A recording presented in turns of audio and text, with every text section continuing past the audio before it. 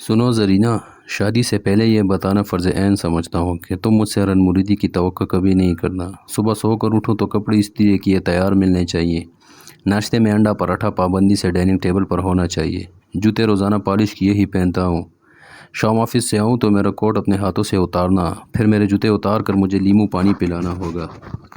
مجھے تازہ روٹی کھانے کی عادت ہے، کھانے میں مرچ کم کھاتا ہوں، اور ہاں، روزانہ سونے سے پہلے تمہیں سرسوں کے تیل سے میرے سر کی مالش بھی کرنی ہوگی۔ اگر تمہیں یہ سب قبول ہے تو میں شادی کے لیے تیار ہوں۔ زرینہ نے شکیل کا طویل لیکچر بڑے غور سے سنا اور دوپٹہ سر پر لے کر سر نیچے کیے شرماتے ہوئے قبول ہے کہہ کر اپنی رضامندی کا اظہار کر دیا۔ شکیل میاں خوش۔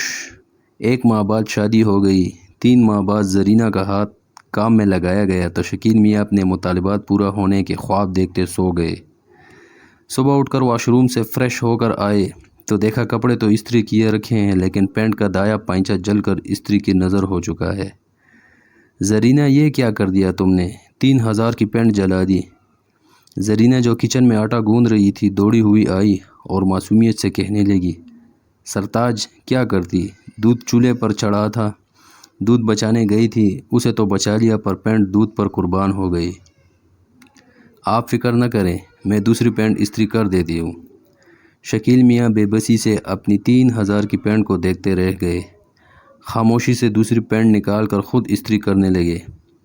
زرینہ کی کچن سے آواز آئی، سرتاج، استری سٹینڈ پر میرا سوٹ بھی پڑا ہے، آپ وہ بھی استری کر کے مجھ غریب کی دعائیں لے لیجئے، میں اتنے میں آپ کے لیے پراٹھے تیار کرتی ہوں۔ شکیل میاں جھنجھلاتے تو بہت، پر درگزر سے کام لیتے ہوئے زرینہ کی دعائیں لینے لگے۔ تیار ہو کر ڈائننگ ٹیبل پر آئے تو ٹیبل پر رکھے عجوبے کو دیکھ کر حیرت سے پھدکنے لگے۔ زرینہ، میں پاکستانی پراٹھا انڈا کھاتا ہوں، افریقی نہیں۔ زرینہ سہم کر بولی، سرتاج، دراصل آپ کا خوف میری رگ رگ میں سمایا ہوا تھا، تو وہ خوف اس انڈے پراٹھے میں بھی منتقل ہو گیا، پلیز اس باندی کو معاف کر دیجئے۔ شکیل میاں کے اندر کا مرد یہ سن کر خوش ہو گیا کہ چلو میری بیوی مجھ سے ڈرتی تو ہے نا، انڈا پراٹھے کا کیا ہے، چلو میں ہی بنا لیتا ہوں، چلو کوئی بات نہیں، آئندہ دھیان رکھنا۔ یہ کہہ کر شکیل میاں خود کچن میں جا کر آٹا گوندنے لگے۔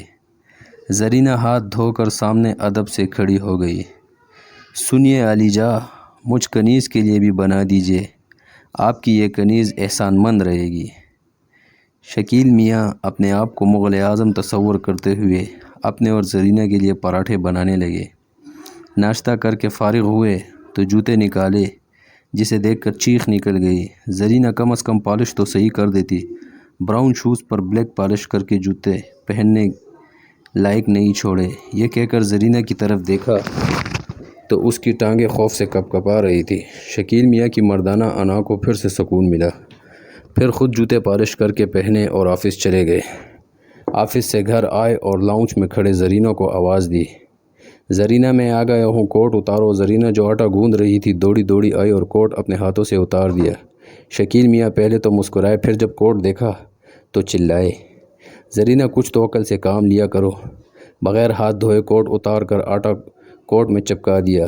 سرتاج، مجھ کم عقل کو اتنی عقل کہاں، اب آپ ہیں نا مجھے عقل سکھانے والے، پلیز معافی دے دیں۔ زرینہ کو یوں ہاتھ جوڑے دیکھ کر شکیل میاں کی مردانہ انا کو پھر سے تسکین ملی اور تنبیہ کر کے فریش ہونے چلے گئے۔ 15 منٹ بعد آواز لگائی، زرینہ، لیمو پانی لاؤ۔ سرتاج، بھول گئی، ابھی لائی۔ زرینہ، جو آلو گوشت کا سالن بنا رہی تھی، یہ کہہ کر ہڑبڑاتی ہوئی فریج کی طرف دوڑی اور لیمو پانی بڑے ادب سے شکیل میاں کو پکڑا دیا۔ زرینہ، یہ لیمو پانی میں پکوان کہاں سے آ گیا؟ شکیل میاں نے زرینہ کے ہاتھوں کو دیکھا تو سمجھ گئے کہ یہ پکوان لیمو پانی میں کیسے آیا۔ مزید ڈانٹنے کا ارادہ ہی کیا تھا کہ زرینہ کی کپ کپاہٹ دیکھ کر ان کے سینے میں ٹھنڈ پڑ گئی، ساتھ غصہ بھی ٹھنڈا ہو گیا۔ خود جا کر لیمو پانی بنانے لگے۔ زرینہ پیچھے کھڑی بولی، حضور، آپ کا غصہ دیکھ کر مجھ کمزور کنیز کا دل کپ کپانے لگا ہے، اس کی رفتار سلو ہو رہی ہے، پلیز ایک گلاس اپنی کنیز کے لیے بھی بنا دیں۔ شکیل میاں کی مردانہ انا آسمان کی بلندی پر پہنچ گئی۔ 2 گلاس لیمو پانی بنایا اور خود اور دوسرا زرینہ کو پلایا۔ رات 8 بجے کھانے کے بعد ڈائننگ ٹیبل پر آئے تو زرینہ نے ان کے سامنے گرما گرم روٹی سالن رکھ دیا۔ شکیل میاں روٹی سالن دیکھ کر کرسی چھوڑ کر 6 فٹ پیچھے ہٹ گئے۔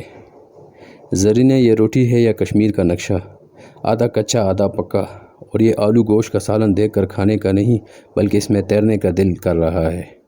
شکیل میاں کی دھاڑ سن کر زرینہ خوف سے کپ کپانے لگی اور غش کھا کر وہی کرسی پر لم لیٹ ہو گئی۔ شکیل میاں کا سارا غصہ یہ دیکھ کر ٹھنڈا ہو گیا اور ان کی اندر کا مرد خوشی سے لنگی ڈانس کرنے لگا۔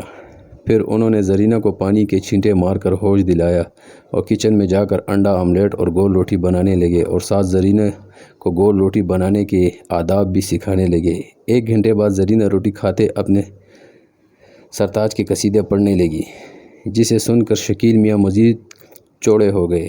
2 گھنٹے بعد رات کمرے میں جا کر بیڈ پر آلتی پالتی مار کر بیٹھ گئے۔ زرینہ میرے سر کی مالش کر دو۔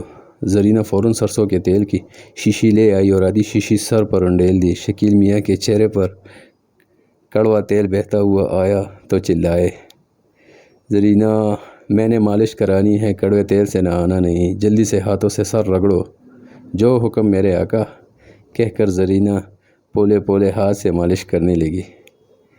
شکیل میاں نے اس کے ہاتھ ہٹائے اور خود کسی ماہر مالیشیے کی مانند اپنی مالش کرنے لگے۔ سرتاج آپ تو ہر فون مولا ہے، میں بہت نصیب والی ہوں جو آپ جیسا ہنرمند شوہر ملا، پلیز مجھے بھی یہ ہنر سکھا دیجیے۔ شکیل میاں کی تو مردانگی باقاعدہ ناگن ڈانس کرنے لگی اور پھر شکیل میاں نے زرینہ کے سر کی اتنی مہارت سے مالش کی کہ زرینہ مالش کراتے کراتے وہی نیند کی وادیوں میں چلی گئی۔ شکیل میاں اپنے ہنر کا اتنا بہترین رزلٹ دیکھ کر وہی بیڈ پر دھمال ڈالنے لگے۔ بس جناب، شکیل میاں کی شادی کو 2 سال ہو چکے ہیں۔ ان کی مردانہ انا کو یوں ہی روزانہ پابندی کے ساتھ تسکین ملتی آ رہی ہے اور زرینہ ان کی باندھی بنی پیڑا کھا رہی ہے۔ ماشاءاللہ سے اب ان کا ایک بیٹا بھی ہے اور مزید ماشاءاللہ یہ کہ شکیل میاں بچہ سنبھالنے میں بھی خود مہارت رکھتے ہیں۔ واقعی شوہر ہو تو ایسا، شوہروں کے لیے قابل مثال۔